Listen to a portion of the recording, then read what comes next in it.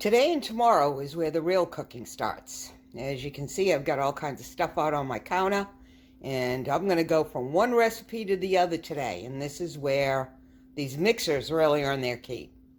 I am going to make today an olive tapenade. I'm going to make 2 kinds of bread, buffalo chicken dip, hot crab dip, and the filling for the tiramisu. First thing I'm going to do is get the bread dough going because that needs a rise, and once I get that made in the buckets, then I can start on working on these other things. I've already got my chicken poached and cooling down so that can go in the mixer, get shredded up and mixed in with all of this. And all of this goes into pans covered into the refrigerator, and then on Thursday, 1 in, 1 out, 1 in, 1 out. Some of these things cook at the same temperature and they'll cook all together, and I'll do the bread today, and that'll just get put away. And then on Thursday, all I have to do is heat it all up. So I'm going to get started on this bread dough, and we will take it one step at a time. But you'll see how I put this all together and get all this food done for all these people and actually get to sit down and eat and enjoy my holiday. All right, we're going to start with this bread because this has the longest rise time, and when I'm done mixing the dough, it's going to take a little manipulation. This is a braided loaf of bread, so it takes a little bit longer than just putting it in the pan and letting it rise. So it's an Italian loaf of bread. I have never found it around here, and that's the name of it. Okay, it is I don't have a picture. It's a braided loaf that is studded with sesame seeds. It's a staple. We always have it on the table, but I can't find it here, so I have to make it. This bread starts with a starter that you make and let it sit out overnight, and I did that last night. So all of this is going to go into the bowl, and then we're going to start kneading it. So I have all my starter. And the starter is just flour, water, yeast.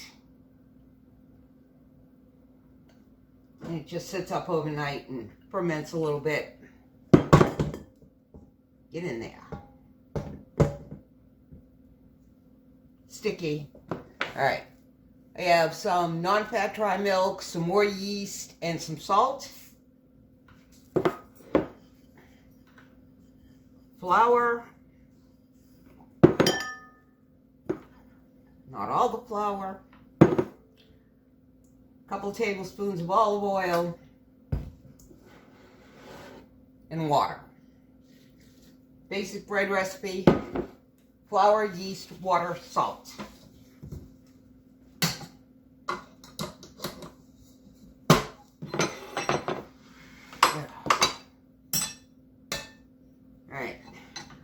This is going to mix until it's a cohesive dough. It's going to have to knead for, 12 to 15 minutes.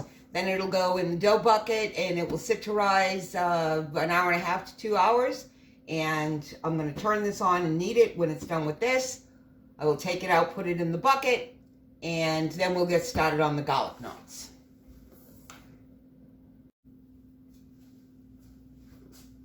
The dough for the scala is sitting in the bucket, and that's going to take a good 2 hours to rise. It has to be doubled in size. So I'm going to start on the garlic knots. Already in here I have the yeast and sugar and some water, and I've let it rest for 5 minutes. Now I'm going to add salt and garlic powder, a couple tablespoons of olive oil, and half the flour.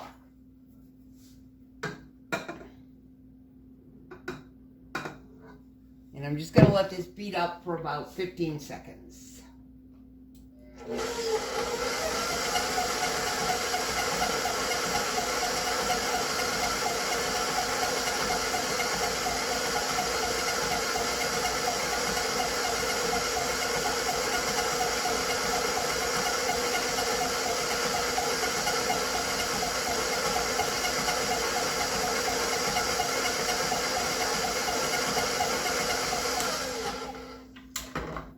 And I started with the mixer blade because it's just easier to get that first blend done. But I am going to change to the dough hook. and I'm going to add the rest of the flour and start to bring this all together.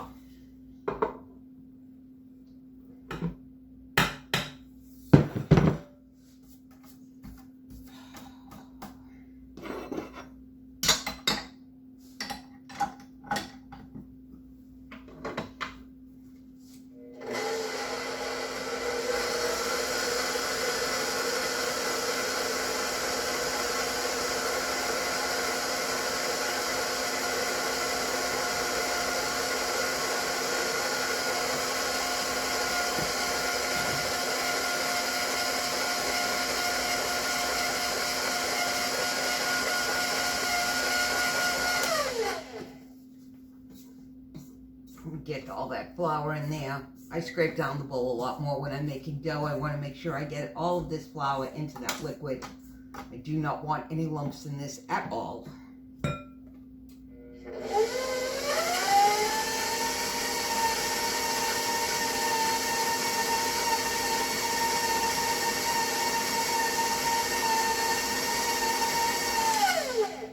Alright, that is starting to come together in a cohesive dough. So I'm going to put this like the other loaf of bread. This is going to knead for 15 minutes or so. And it's going to go in a bucket. And I'm going to set that to rise, wash out the bowl. And we'll be back to do the next recipe, which will probably be the crab dip. Crab dip. While the garlic knots was kneading, I opened my crab meat right here to check it for shells. You know, you don't want to handle it too much. You don't want to break it up a lot. But I did run my fingers through it to see if I could feel any shells in it. And I also measured out the rest of the ingredients so that when I was done with the kneading, I'd be ready to go with this. My bowl is in the sink soaking because I'm going to wash it and use it again to make the chicken dip. But right now we're going to do the crab. So in the bowl I have a softened brick of cream cheese. And turn it on, just cream it a little bit.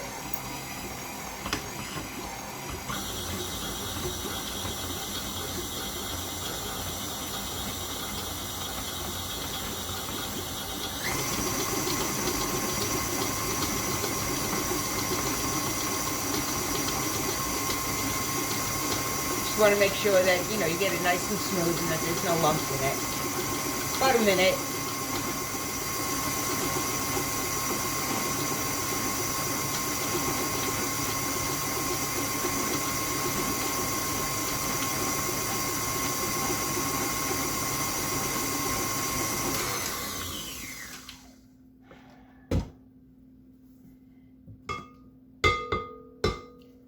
Then you add in mayonnaise.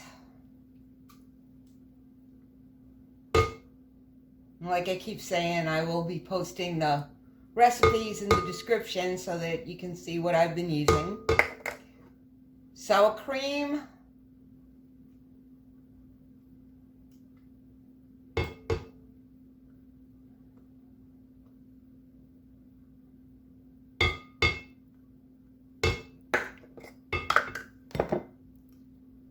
The lemon juice that I got from that lemon the other day.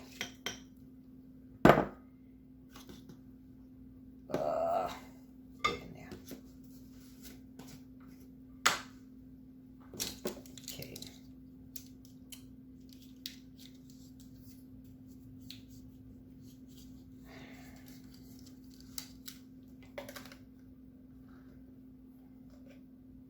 Where am I? Yeah. Thought that was a little much. Okay, because this is the mustard. This is ground mustard. This is ground mustard. This is spicy. So when I looked at that, I went, wait a minute, that's not right.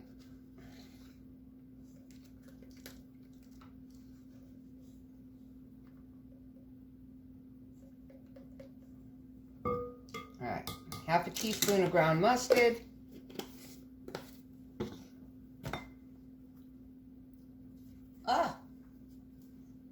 Old Bay. Everybody but me likes it. I have no idea why.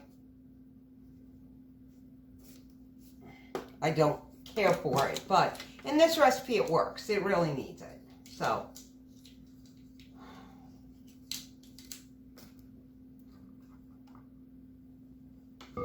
Yeah. 1.5 teaspoons of Old Bay.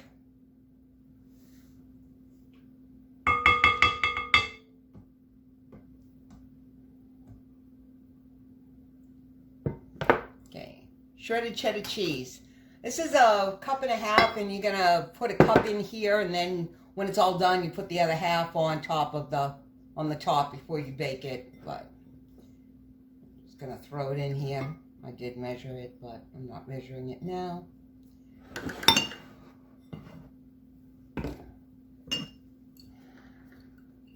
2 teaspoons of Worcestershire sauce.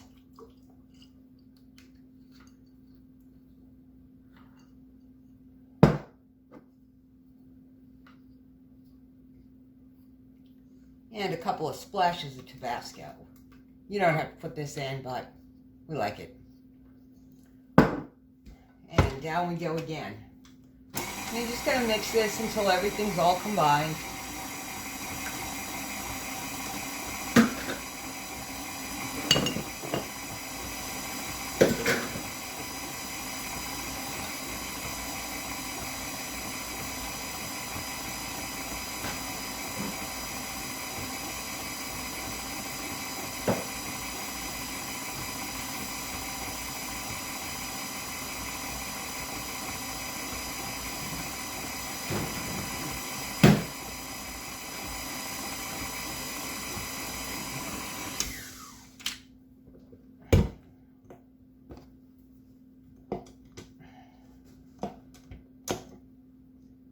Scrape down the blade.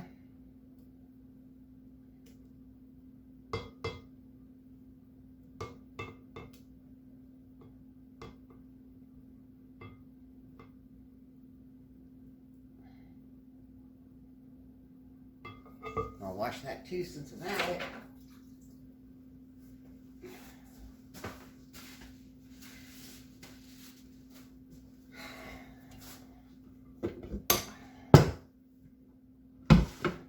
And then fold in the crab meat very, very gently because you really don't want to break it up. Turn this sideways like that. There's no room here. There we go. Okay, so this is a whole pound of crab meat. Yes, I buy it like this. I don't do crabs. I don't have to. So, just going to fold that in very gently. Make sure you get that crab in there and all combined.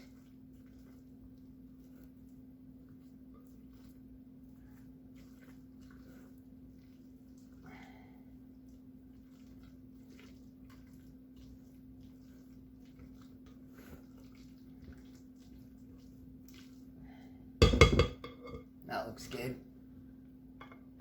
All right, so throwaway pan.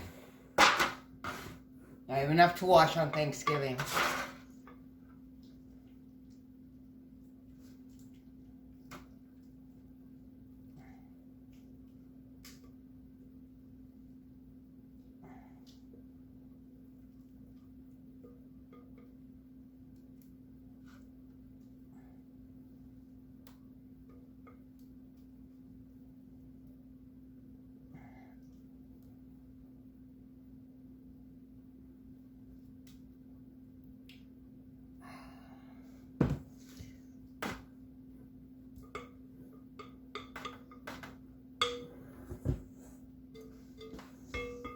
This crab is very expensive. I basically scrape this to within 1 inch of its life so that I can get it all out of there. Put this in the sink. Spread it out in the pan.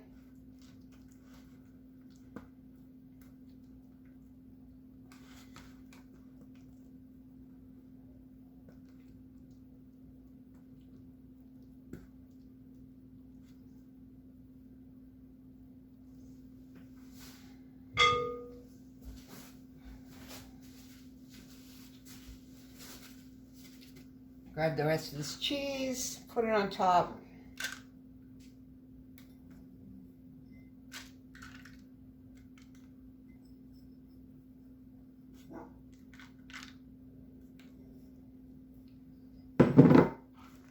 And I'll cover this with aluminum foil and put it in the refrigerator, and it'll go in the oven on Thursday morning.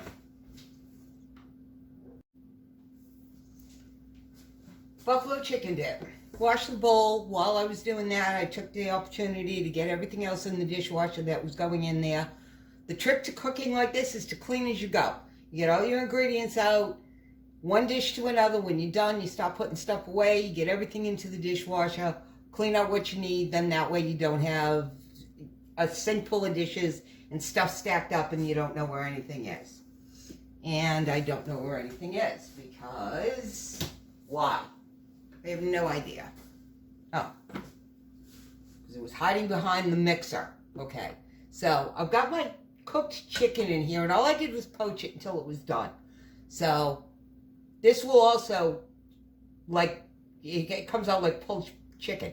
So I'll put this on, just let this go for a minute until that chicken is all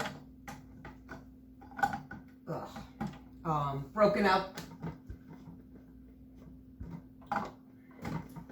There we go. All right.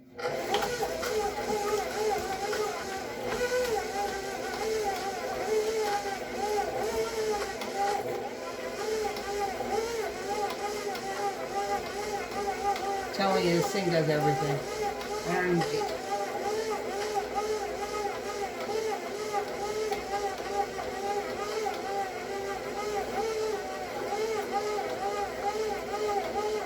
This is pretty quick and easy. The recipe that was given to me actually said to use the chicken in the can. It doesn't taste as good, and you still have that tinny flavor. So I just get a chicken breast, put it into poach. This doesn't take really any more time at all than it does to open a couple of cans of chicken. Alright, so I'm going to add 8 ounces of cream cheese, softened. Maybe I'll get it everywhere else too. Half a cup of Frank's Red Hot and a half a cup of ranch dressing. Pour it in there.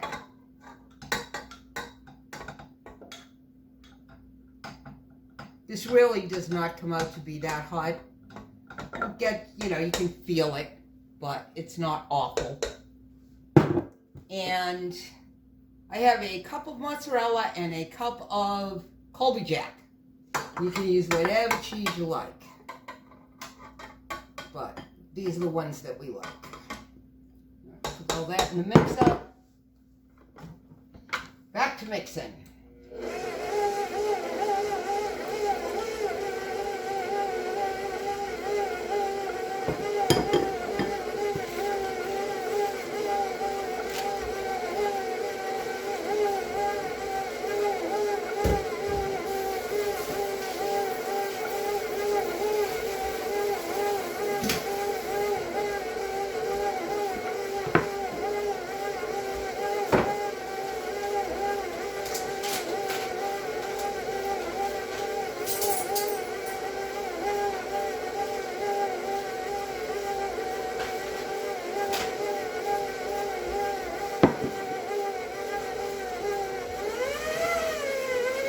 Want to make sure I get that all mixed up, that I don't have big globs of cream cheese.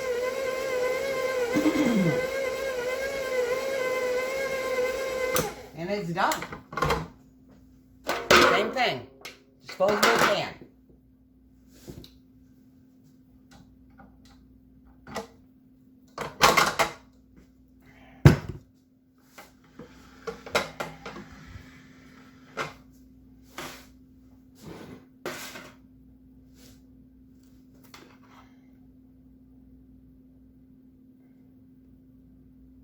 Scrape beaters down.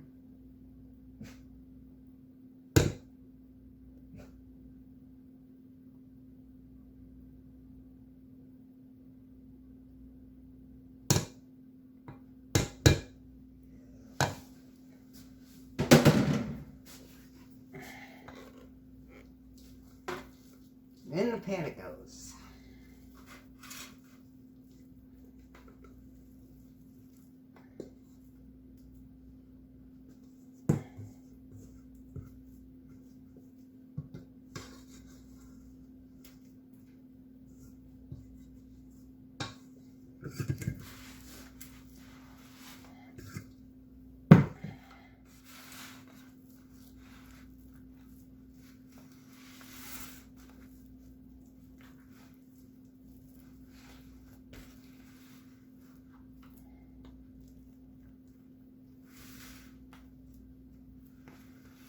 Now, both this and the crab dip are going to go in the oven at 325 for about 25 minutes or so. It's just really enough to warm it through and to melt that cheese on top.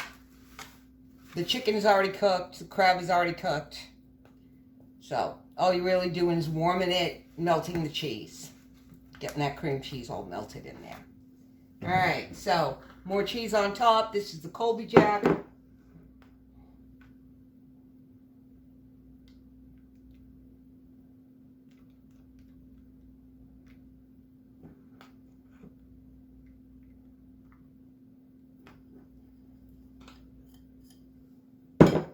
And I'm done.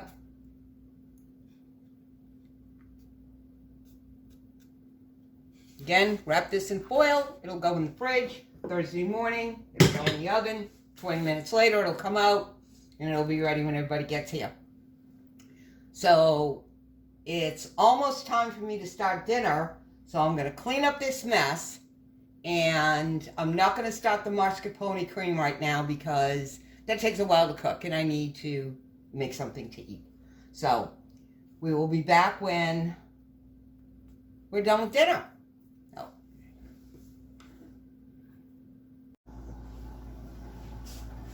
Alright, dinner is taken care of, and I know I said I was going to do the mascarpone cream, but the garlic knots dough is ready, so we'll do that first. And take it out of the bucket, flour your hands a little bit. Put a little flour on the top so it doesn't stick because it's a very soft dough. It's a basic pizza dough. And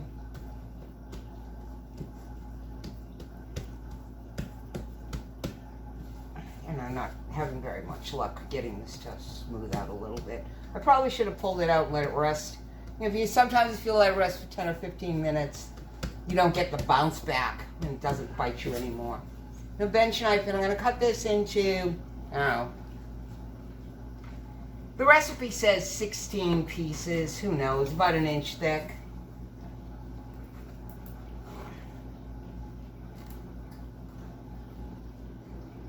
Yeah, stop.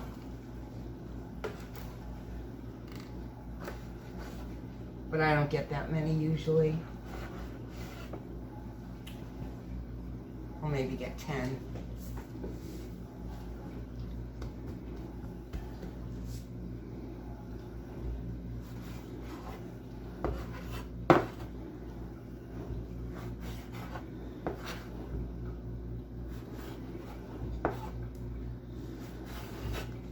So it's all cut out.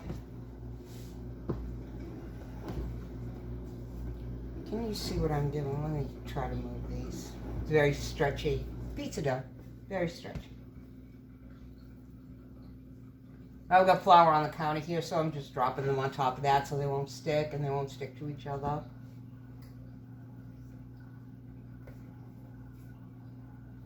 And they're sticking to me. Flour. Flour or water, it works every time. Okay, 1 piece of pizza dough. You just roll it, turn, and tie. Tuck in the ends, 1 garlic knot.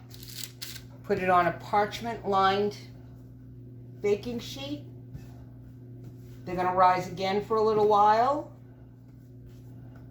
And about 45 minutes or so. Then I'm gonna brush them with a mixture of melted butter and Italian seasonings. And they're going to go in a 400-degree oven for how long does it say? About 20 minutes. And then when they come out, I will brush them again with the butter and herb mixture. Let them cool, and then I will put them away. And on Thursday morning, I will just have to take them out and wrap them in tin foil and put them in a 350 oven for about 15 minutes till they warm all the way through. Now, the bread isn't ready yet, and that's going to be a little more intense, but because that's a braided loaf, so there's a little more work involved in that. But if you like good Italian bread, the way to go. And since we're having that huge pasta course, I'll be doing Italian bread. Also going to use that as a base for the tapenade when I get to make that. Oh, come on.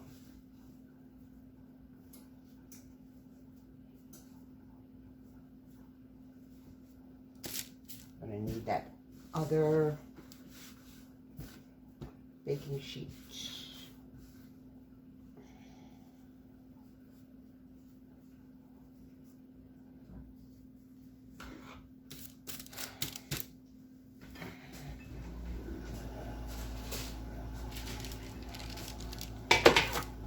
And I have them lined with parchment paper so that nothing sticks. If you don't have parchment paper, you just grease them. This makes it much cleaner. And just take the parchment off and we're done.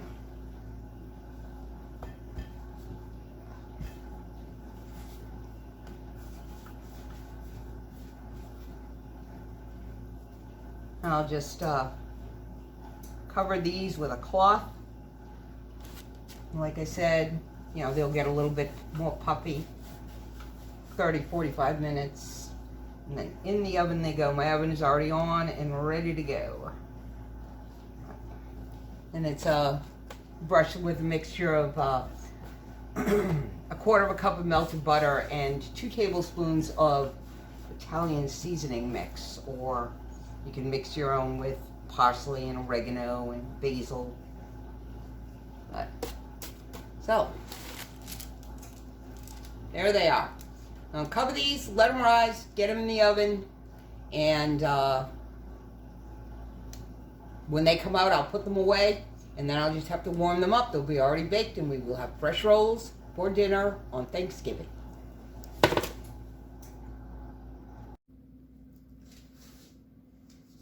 This took about 2 hours to rise, and when it was done, I took it out and I separated it into 3 pieces because we're going to braid this. And I let it rest for 10 minutes because it will be easier to manipulate. So I'm going to put 2 of these pieces aside, and I'm just going to roll this into somewhat of a log.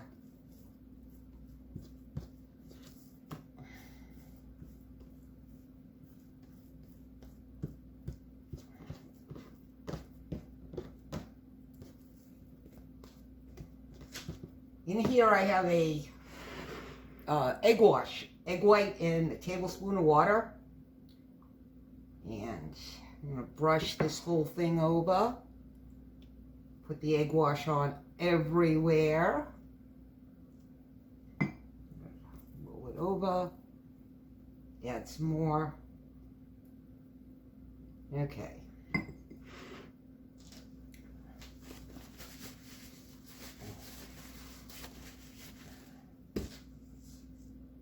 Sesame seeds. Put them right on the counter. This is the counter's been oiled, so, and then you just start rolling this in the sesame seeds. Make sure that you get every surface coated the best you can. It's not gonna.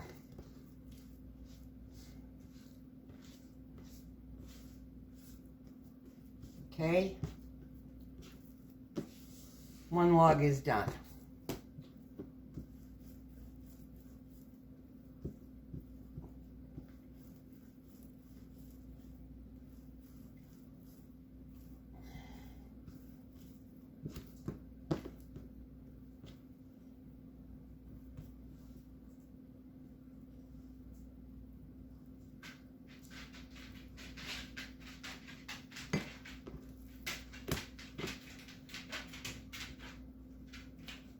And all the egg white does is just, it helps the sesame seeds stick to it, but it's also going to come out, it's also going to help color it when you bake it.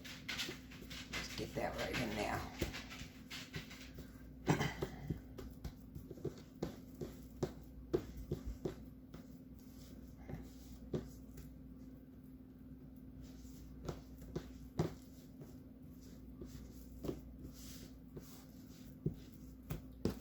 And the last one.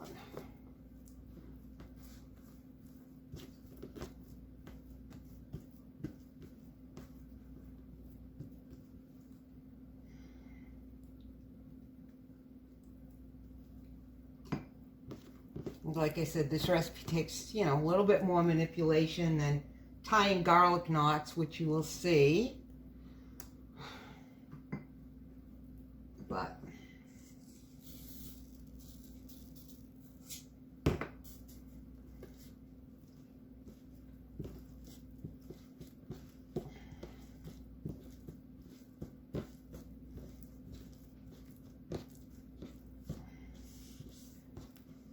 But because this does have the longest rise, that's why I like to do it first.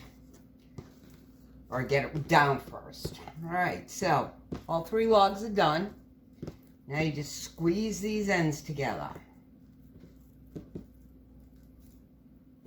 Tuck them under. And here we go.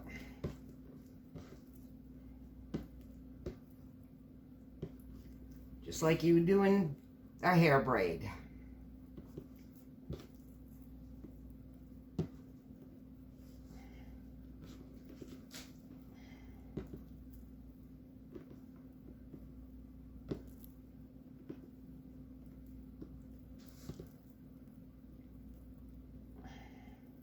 Get that a little tighter there. And you just tuck the ends in. And I'm going to put this on a parchment lined baking sheet and I'm going to cover it, and it's going to rise for another 90 minutes before it goes in the oven.